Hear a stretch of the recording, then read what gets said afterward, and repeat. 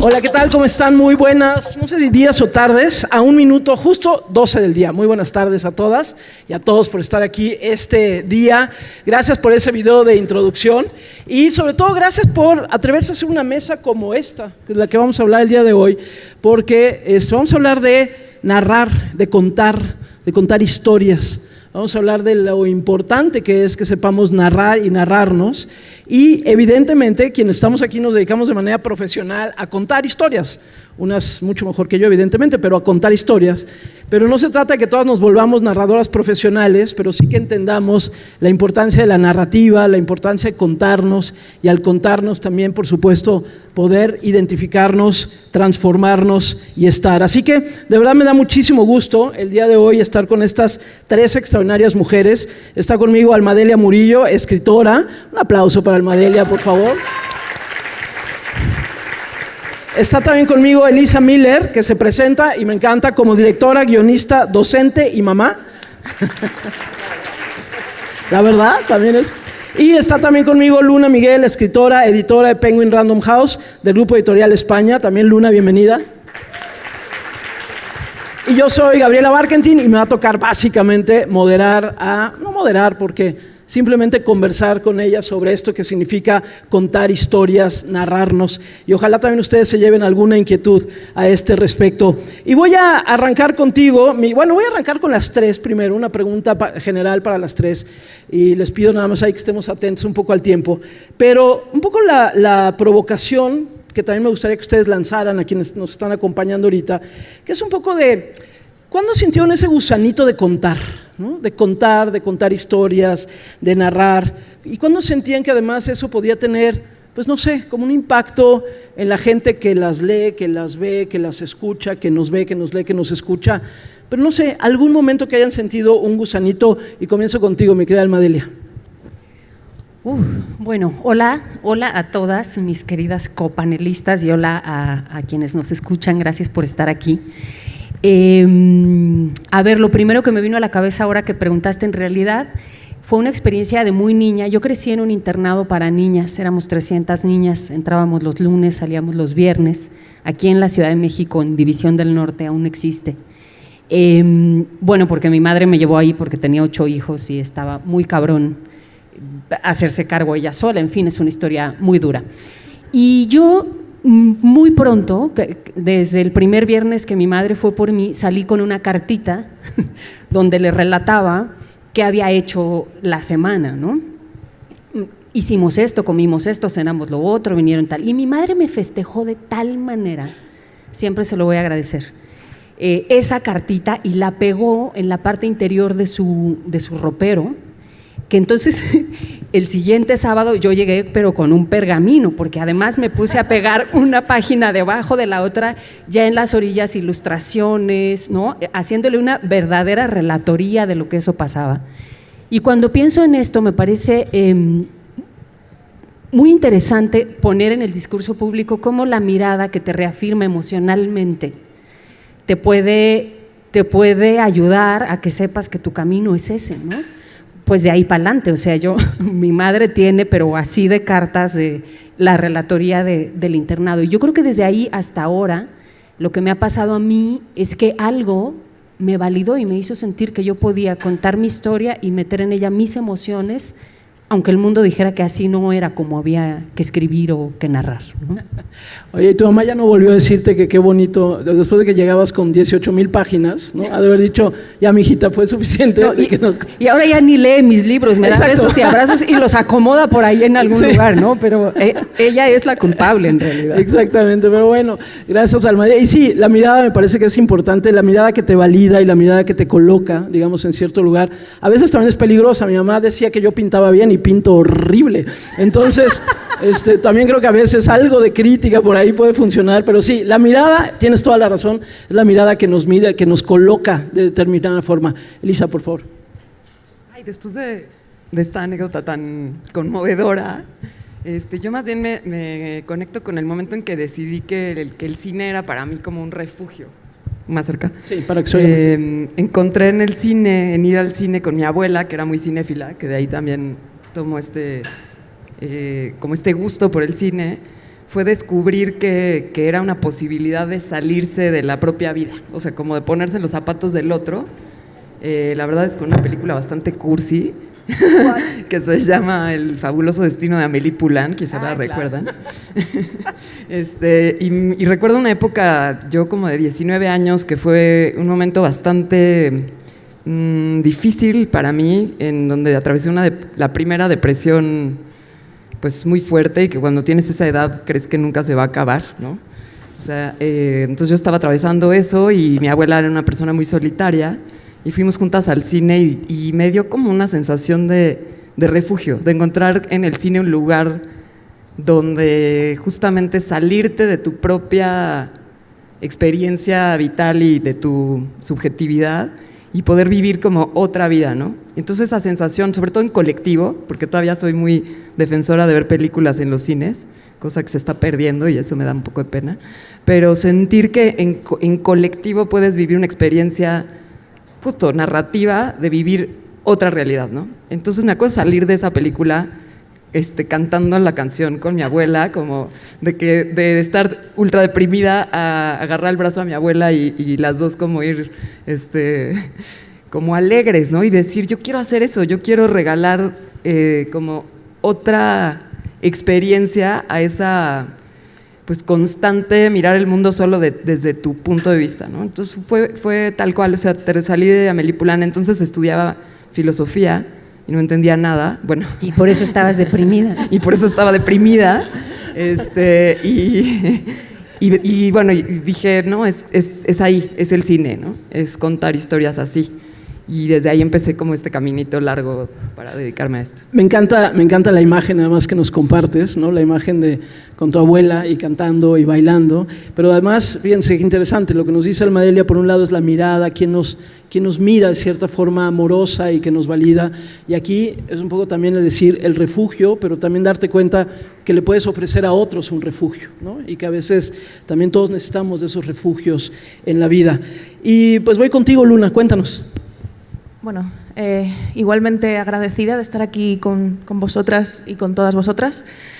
Precisamente, bueno, me gusta lo que habéis dicho, porque una con la madre, la otra con la abuela, la creación, no solo como creación íntima y personal e intelectual, sino como creación de afectos a través de la literatura y a través de la creación artística, ¿no?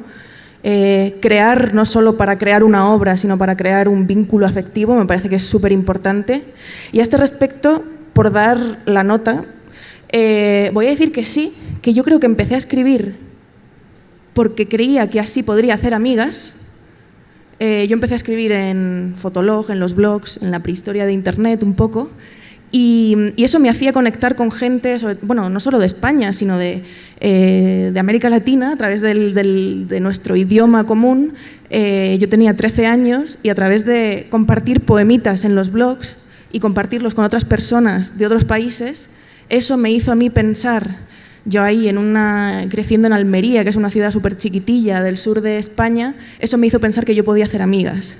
Pero aparte de esto, que es como lo bonito y lo afectivo, también empecé a escribir como venganza. Sí, porque aunque mis padres, yo leo gracias a ellos. Mi madre ya murió, pero mis padres eran literatos, y tenían una pequeña editorial y él era profesor de literatura. La represión que yo sentía, el hombre que a mí me daba lecturas, que era mi padre, también era el hombre que me reprimía, sexual y afectivamente. Y poder escribir guarradas y poemas de amor a chicos mayores y poder escribir sobre mi sexualidad y saber que eso a él le estaba molestando, me encantaba. Pues sí, digo, es de risa, pero a la vez no, y de verdad es que gracias. Y me gustan mucho estos espacios y estas mesas porque creo que nos atrevemos a decir de pronto cosas que en otros lugares no necesariamente, y a compartirlas, y estoy segura que quienes nos están acompañando ahorita en sus cabezas están pensando cosas similares, ¿no? La primera vez que algo pasó y la primera vez que te diste cuenta en el ámbito en el que estemos que querías hacerlo y lo querías hacer por algo. Entonces fíjense aquí cómo hemos hablado de amor, de refugio, de depresión, de venganza, pero también de la necesidad o el gusto de querer conectar y de ser amigas. Y al final creo que tiene que ver mucho eso también con lo que hacemos. Y Almadelia, que Almadelia además es una escritora también extraordinaria, yo quisiera retomar un poco la experiencia de lectura que me tocó ver contigo también en tu libro De la cabeza de mi padre, que podemos irnos casi con cualquiera, pero en ese en particular, En la cabeza de mi padre, yo veía siempre cómo cada quien terminaba quedándose con un cachito de esa cabeza de tu padre, ¿no? En las presentaciones de libros, o luego es uno de los libros que, por ejemplo, a mí más me han regalado, que también yo regalé durante mucho tiempo, y cada quien nos quedábamos con un pedacito de esa cabeza de mi padre. Si no lo han leído, es una novela absolutamente extraordinaria. Pero un poquito también que nos compartas esto, Almadelia, ¿qué significa de pronto, digamos, lo que dices, cómo lo dices, cómo incorporas tu propia vida y cómo esa vida va adquiriendo vida propia, literal, y valga la redundancia?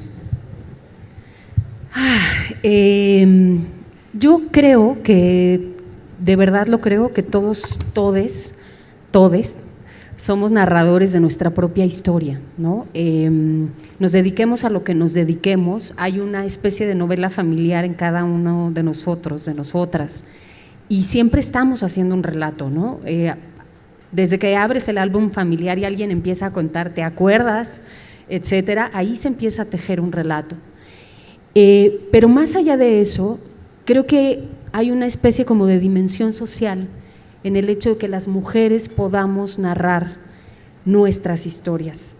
Y luego, si eres una mujer que creció en el Estado de México, en un contexto muy poco favorecido, pero que además vienes de puras escuelas públicas, pero además eres morena en este país profundamente racista, perdón que lo repita, pero es que hay que decirlo, y que tienes un relato de abuso sexual infantil que contar, le va dando como elementos. Yo no lo sabía, no escribí por eso, lo sé ahora que el libro se publicó y que me devuelve a miles de mujeres diciéndome gracias por contarlo, porque a mí también me pasó, ¿no? Y unas me lo dicen bajito y al oído y me conmueve mucho en las firmas del libro, pero otras se animan y abren un blog y escriben y publican, y creo que eso, este tejido, ¿no? Texto viene de textere, que significa tejer. Este texto que vamos haciendo entre todas es necesario, o sea, es una historia que tenemos que contar, como también tenemos que contar muchas otras, ¿no? ¿Qué significa ser empresaria? ¿Qué significa estar en los medios? ¿Qué significa, bueno, tener un orgasmo, ¿no? Yo escribo en este periódico, El Reforma, que es un periódico de circulación nacional, digamos, con un cierto perfil muy serio, etcétera. No hace mucho escribí un texto que se llamó El Satisfactor, hablando sobre un juguete sexual que yo pedí por paquetería y misteriosamente se perdió. Y se perdió eso, y se pierde también a veces cuando pido chocolates o vinos, ¿no? Y entonces yo digo, ¿quién será la chica lista que se está quedando? Pero bueno, recibí algunas quejas de suscriptores, porque qué tontería, cómo me atrevía en el periódico Reforma a escribir de eso, porque este es un periódico para hablar de política. Bueno, señores, la sexualidad, sobre todo la de las mujeres, es política, es profundamente política, ¿no? Y esto por hablar de un ejemplo, es decir, lo que contamos, las historias que nosotras contamos, tiene un punto de vista que tenemos que poner en el espacio público, ¿no? Una de las primeras personas en describir el orgasmo femenino y además cómo debía de ser y cuándo ese orgasmo era adulto y cuándo era infantil fue un señor llamado Sigmund Freud, supongo que porque tenía un clítoris oculto que alguna vez exploraba, ¿no? O sea, el arco es infinito, el arco es absolutamente infinito y por eso creo que sí necesitamos seguirnos narrando, ¿no? Chimamanda Ngozi, esta fantástica mujer nigeriana, habla del peligro de la historia única, porque repetir una historia única, bueno, puede producir incluso regímenes totalitarios, ¿no? Sí. Por eso, mientras más diversidad haya en los relatos que podemos hacer y que podemos incorporar, sabremos que estamos de a poquito desmontando un sistema, ¿no? Una forma única de narrar el mundo. Sí. Esa columna a la que hace referencia Almadelia fue muy exitosa y muy leída. Y yo le preguntaba siempre, porque hay un personaje en esa columna, si no la han leído, búsquenla, porque hay un personaje que es la administradora de tu edificio. Que yo la veo contenta. Que desde que desapareció ese juguete sexual, está como con una sonrisa la administradora. Entonces yo le dije, bueno, pues igual fue una buena inversión, hay que decirlo. Pero también creo que sacudió porque en otro grupo de amigas en el que estamos, pues de repente una decidió mandarnos a todas uno de esos juguetes sexuales, lo cual genera otra conversación, genera una conversación de lo íntimo a lo público y que sin lugar a dudas descoloca. Y brinco tantito y me voy contigo, Luna, y ahorita regreso contigo, Elisa, pero decías hace rato la posibilidad de escribir guarradas, la posibilidad de decir lo que quieres decir, y además en otros momentos has hablado de esto, de las perras ladren muy alto y sean escuchado, que las perras ladren muy alto y sean escuchadas. Y me gustaría que nos contaras un poquito de eso, es decir, desde dónde estás mirando también, no solo tu escritura, sino también la de las otras. Claro. Aquí las perras específicamente hacen referencia a un libro de una autora puertorriqueña que se llamaba Rosario Ferré, fascinante, un poco de la generación un poco más joven, pero de la generación de todas estas autoras tan maltratadas por las academias y los editores y los críticos macho. A mí me gusta llamarlos así, los escritores macho. Y Rosario Ferré es la autora del Coloquio de las perras, un libro en el que pone, igual que Cervantes puso a dos perros a debatir sobre la cultura de su momento y la política de su momento, ella pone a dos perras perdón por el lenguaje, pero a cagarse en el boom latinoamericano absolutamente protagonizado por señores, ¿no? Y se pregunta dónde están las historias de ellas, dónde están nuestras historias, ¿no? Dónde están nuestros sufrimientos, dónde están nuestro querer, nuestras maneras de pensar, nuestra filosofía también, ¿no? Se pregunta por todas esas cosas y yo lo recuperé precisamente porque ya que había intuido que escribir me permitía hacer amigas vivas, quizá escribir también me permitía hacer amigas muertas. Y precisamente amigas muertas enterradas de una manera muy, muy sucia y muy, muy olvidada, ¿no? por la industria en la que trabajo. Por suerte, el sector editorial actualmente, digo por suerte, y es por el trabajo de muchas, por el trabajo de muchas periodistas, por el trabajo de muchas autoras y sobre todo también por el trabajo de muchas lectoras. Yo siempre reivindico el hashtag Bookstagram, reivindico a las tiktokers que hablan de libros, porque en parte también gracias a toda esa gente joven que está leyendo autoras que murieron antes de que sus abuelas nacieran incluso, ¿no? Todas esas lectoras jóvenes están haciendo justicia para con las autoras muertas, ¿no? Entonces, para mí el ladrido tiene que ver con eso, con ese coloquio de perras, que podría ser uno también, ¿no? De hecho, Decididas podría ser un gran coloquio de perras, ¿no? Tiene que ver con eso, ¿no? Y tiene que ver con un momento en el que creo que mucho trabajo y mucho sufrimiento de muchas está por fin dando unos frutos luminosos y está haciendo que la literatura no sea una cosa de señores y una cosa de intelectuales inalcanzables, sino que sea compartido, que atraviese generaciones, que atraviese géneros, que sea absolutamente transversal y que no nos haga sufrir tanto, ¿no? Como creo que generaciones atrás podía hacer sufrir a quienes participaban de esta industria, ¿no? por tantos acallamientos. Así que ya le pusiste subtítulo, Decididas, Coloquio de Perras. Eso me Genial. parece que está muy bien, ¿no? Ahí nada más le dan crédito a Luna, pero sí. Y ahorita que decías, también rescato el esfuerzo que están haciendo en la UNAM, esta colección que se llama Vindictas, en donde justo están publicando mujeres, plumas de mujeres, que también se las recomiendo mucho, que por ahí le echen un ojo, y han hecho un trabajo decidido de publicar precisamente a mujeres. Y Elisa, tú te dedicas al cine, y a mí creo que a todos nos sigue dando de repente algo de risa cuando dicen, una mujer cineasta ganó un premio.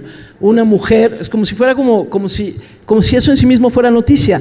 Es noticia porque no había sucedido, en ese sentido claro que es noticia, pero también me gustaría que nos compartieras un poco desde donde tú estás, desde lo que significa hacer cine, desde el mundo audiovisual, lo que significa, digamos, tu mirada y el trabajo en este otro entorno y en una industria, híjole, que es una industria muy dura y muy compleja, como tú bien sabes. Sí, bueno, justo a mí me pone muy mal cuando me preguntan, ¿qué se siente ser mujer cineasta? Y yo, puta, pues, ¿qué se siente ser hombre periodista? ¿No? O sea, como, no sé, o sea, yo solo soy esta persona que resulta que soy mujer, pero sí me irrita mucho y me irrita mucho luego los premios de el mejor documental dirigido por mujeres. Así Puta, ¿por qué? ¿No? O sea, cuesta igual de trabajo dirigir una película siendo hombre que siendo mujer. Efectivamente es un mundo en donde me muevo muy machista. Por ejemplo, en la última película que hice, Temporada de Huracanes, que fue la película más grande que he hecho, yo me puse muy necia y de las cabezas de departamento somos, digamos, si son 8, 6 éramos mujeres. Sin embargo, el crew, o sea, el equipo total, que era 130 personas, pues hagan de cuenta que 100 eran hombres, ¿no? O sea, por más que yo, digamos, desde mi posición de poder o de directora, elijo trabajar con la mayor parte de jefas de departamento mujeres, igual hay un montón de puestos que siguen siendo exclusivamente masculinos.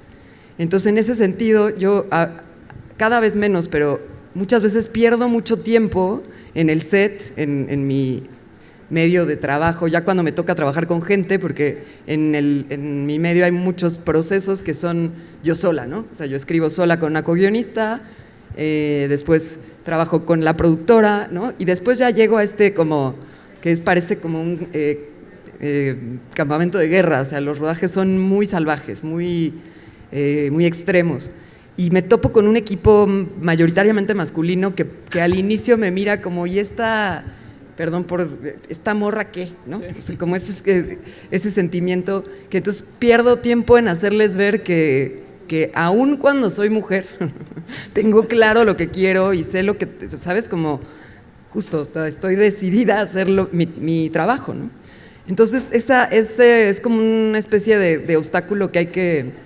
Ahora, también les cuento que al final del rodaje, 8 semanas después, los 100 machos que me acompañan me acaban diciendo patrona y o sea, sí patrona lo que usted diga, ¿no? Entonces, pero digamos, perdí tiempo en hacerles ver y tengo que de pronto hacer una escena de correr a alguien, gritar, que no es muy mi estilo, pero es como la única manera de que digan, mira, esta señora tiene su carácter, ¿no? Y yo, obvio sí, pues si no, no estaría aquí parada, ¿no? Pero bueno, sí es ir ahí librando esa batalla de mundo de hombres y un poco sortear pues tal cual, o sea, una mujer cineasta ganó un premio, bueno, es igual de difícil un hombre cineasta ganarlo, pero efectivamente los lugares también han sido, o sea, imagínense que la primera mujer que hizo una película de ficción, que era la secretaria en el estudio Gaumont en Francia, una mujer llamada Alice Guy, que era la secretaria, fue la primera que dijo, ¿y si hacemos una especie de obra de teatro filmada? O sea, cuando solo hacían lo que hacían los Lumière, que era filmar a los trabajadores salir de la fábrica, filmar el tren que venía. Y esta chava que era la secretaria, que le dijeron, a ver, aprende a usar las cámaras porque estás aquí al frente, y dijo, ¿y si grabo una cosa de ficción? O sea, la primera obra de ficción en cine la hizo una mujer llamada Alice Guy, que borraron de los anales de la historia del cine, y hizo 120 cortometrajes o algo así, de los cuales la mayoría está, el crédito es del esposo, porque no había mujeres directoras, ¿no?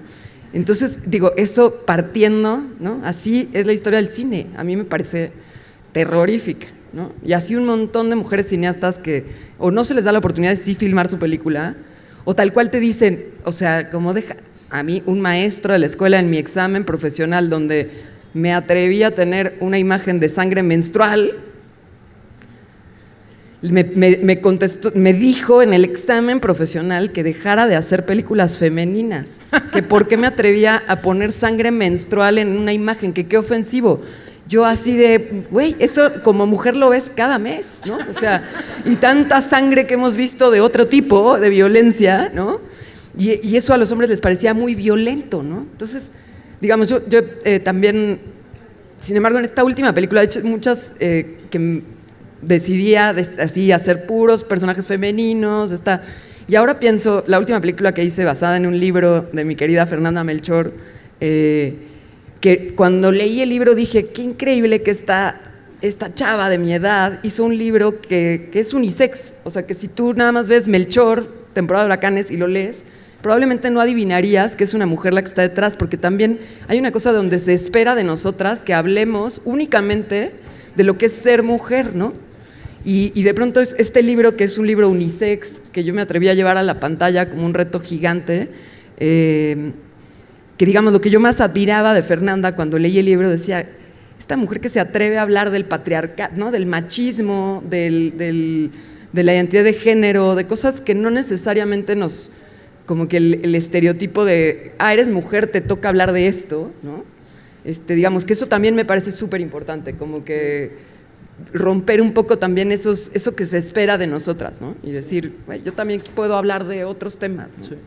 Bueno, y el libro es increíble y el trabajo que llevaste a la pantalla es extraordinario también, así que ambos nuevamente recomendados, de verdad, de verdad. A ver, me gustaría un recorrido muy rápido antes de concluir, ya se nos va a ir acabando el tiempo, pero un recorrido muy rápido y otra vez voy contigo, Almadelia, porque tú eres una buena recomendadora, ¿no? A ti te gusta hablar de lo que lees, de lo que te sorprende, y me gustaría que nos contaras, y un poco a las tres, una pregunta más o menos similar, como algo que te haya sorprendido últimamente, que hayas leído y que dices, híjole, esto es algo que me abrió los ojos, que me hizo ver algo que yo no había visto. No tiene que ser necesariamente de una mujer, algo que hayas leído, por ejemplo. Sí, soy una gran recomendadora. Sí. A ver, es que, claro, se me queda la cabeza en ebullición después de escucharlas, ¿no? Pero yo creo que esta cosa de la escritora mujer, la astronauta mujer, la periodista mujer, en realidad es algo que obedece a, volviendo a donde empecé, a la mirada, ¿no? O sea, el humanismo nos traicionó y dejó de vernos como ciudadanas. Eso se prueba simplemente viendo cómo en todos y cada uno de los países el derecho al voto nosotras lo obtuvimos siglos después que los varones, ¿no? Y desde ese lugar donde nosotras somos vistas como ciudadanas de segunda o infantilizadas o incapacitadas para una serie de cosas, cuando volvemos a decirles, oiga, no, es que sí, o sea, sí podemos, sigue llamando la atención, ¿no? Porque es como decir, mira, estas niñas, estas chiquitas, estas personas inferiores. Y yo creo que eso es algo que vamos a seguir escuchando, porque, bueno, el 90% de los primeros mandatarios del mundo son hombres, ¿no? Porque sabemos que faltan cerca de 300 años. En el último informe, en la reunión de Davos, la ONU hace el cálculo diciendo, hoy como están las cosas con los avances que hemos tenido, más o menos en 300 años las mujeres habremos alcanzado equidad económica, de salud y educativa. Entonces, cuando yo escucho señores que me dicen, pero ya de qué se quejan, pero si ya lo lograron, pero si ya están de moda, ¿no? Entonces la mirada es sistémica y por eso doy estos datos, la mirada es sistémica. Y volviendo a la pregunta de Gaby, en cosas que yo he leído últimamente que me encienden como un fueguito interior, he leído por una serie de razones mucho sobre el duelo y encuentro fascinante y agudo y brillante cómo las autoras abordan el duelo de manera muy distinta, casi diciendo, cuando un hombre está en duelo, hace una guerra, ahí está toda la literatura desde la Ilíada y la Odisea, y cuando una mujer hace un duelo, reconstruye un ser humano, ¿no?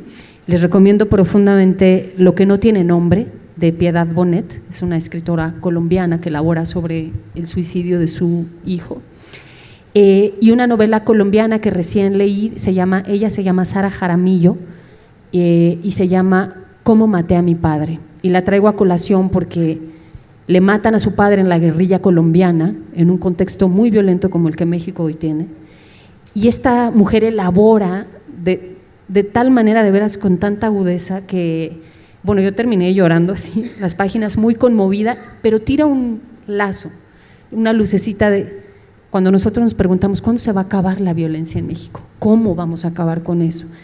Y vuelven a ser las mujeres en este país, las madres buscadoras, y en el mundo en general las mujeres las que van encontrando ese camino, ¿no? Les dejo esos dos textos. Increíbles. Muchísimas gracias por escucharnos. Sí, increíbles además estas recomendaciones. Gracias Almadelia. Y otra vez voy a brincar contigo, Luna, porque además tú eres, además de que escribes, eres editora también. Y eso significa, ahora sí que como arrancamos con Almadelia el tema de la mirada, tú también tienes una mirada de lo que te llega, lo que descubres, las voces que tú arropas y que de alguna manera ayudas a lanzar al mundo.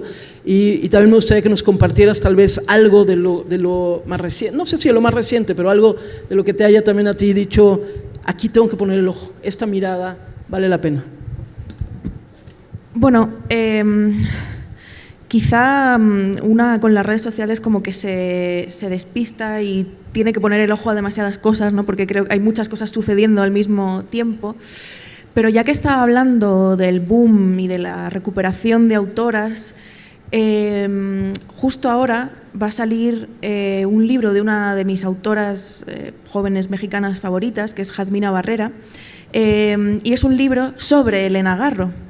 Entonces, recomiendo este libro porque engloba un poco estas dos miradas que creo que mi trabajo requiere, que es mirar al futuro, pero para poder ser consciente de qué debo yo trabajar para el futuro, tengo que mirar al pasado y tengo que ser honesta con el pasado también, ¿no? Y solo de esa manera podremos escribir en el presente. Entonces yo creo que Jazmina Barrera, que ahora publica esta biografía en Lumen, una biografía en la que la entrecruza con su vivencia personal y cómo ella tardó, no sé, hasta los 20 y muchos años en descubrir a una de las grandes novelistas mexicanas, que una escritora tarde tantos años en descubrir a una de vuestras grandes autoras es sintomático de algo, ¿no? Entonces, recomiendo este libro porque creo que, como decía antes, hay muchas autoras jóvenes leyendo a nuestras ancestras y ese trabajo es apasionante y nos permite viajar al futuro, viajar al pasado y seguir vivas en el presente. Sí, y seguir vivas en el presente. Gracias, Luna, y cierro contigo, Elisa. Y un poco en el tono de lo que decías hace rato, empieza a ver más mujeres haciendo cine, empieza a ver más mujeres activas proponiendo incluso miradas que a mí me parecen también muy interesantes. Y me gustaría también que nos pudieras poco como compartir qué has visto recientemente del cine que se está haciendo que a ti también te haya sorprendido. Sí, bueno, efectivamente cada vez hay más mujeres en el cine, cada vez hay también más voces nuevas, hay muchísima, ahorita como encuentro de literatura, cine, donde finalmente nos dimos cuenta los que estamos rodeados de escritores increíbles, ¿no? Que nuestros contemporáneos en la literatura están proponiendo cosas súper interesantes. Entonces, pude ver una que también que se llama No voy a pedirle a nadie que me crea, que es una adaptación de un libro de Villalobos que me encanta.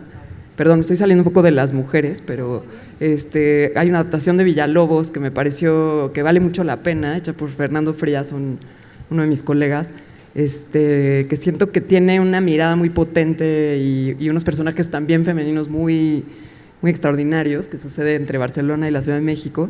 Un sentido del humor, sí, como que yo, digamos, luego digo que Fernanda Melchor es nuestro Juan Rulfo, perdón, y que y Villalobos nuestro Ibargüengoitia, y hay contemporáneos, ¿no? Entonces, bueno, esa es una de las películas mexicanas que ahorita más me gustó, y no siendo mexicana, también Pobres Criaturas, que me parece realmente una declaración, también una adaptación, creo que ahorita estoy muy en ese viaje, pero me pareció más feminista que la supuesta feminista Barbie, entonces también se las recomiendo un montón, y Anatomía de una caída, que también es una película muy profunda, ¿no? Pues gracias también a ti, Elisa, y pues para cerrar, una frase a cada una, ¿qué les dirían a todos quienes nos están escuchando ahorita cuando hablamos de narrar, de narrarse, de contar, de lo que significa esto, construir historias? Una frasecita muy rápida a quienes nos están escuchando. Almadelia. Sigamos contando, sigamos hablando. Gracias, Elisa. Yo diría como el no ya lo tienen, ¿no? O sea, como que romper esa barrera. Luna. Dios, quedan 5 segundos. 0. Yo creo que escribir está bien porque también te permite mentir. Me gusta. Escribir está bien porque también te permite mentir. Bueno, te permite mentir muchas cosas, pero escribir además también, sin lugar a dudas. Mentir aceptadamente. Mentir aceptadamente, me gusta. Yo diría además, y cerraría con esto, yo creo que también es tiempo de que nos hagamos cargo de nuestras propias narrativas como podamos, ¿no? Y se vale tropezarnos, se vale mentir, se vale equivocarnos, se vale llorar, se vale reír, pero hacernos cargo de nuestro propio relato, sobre todo, creo que también es muy importante. Gracias a las 3 y gracias, por supuesto, a ustedes por estar aquí con nosotros. Muchas gracias.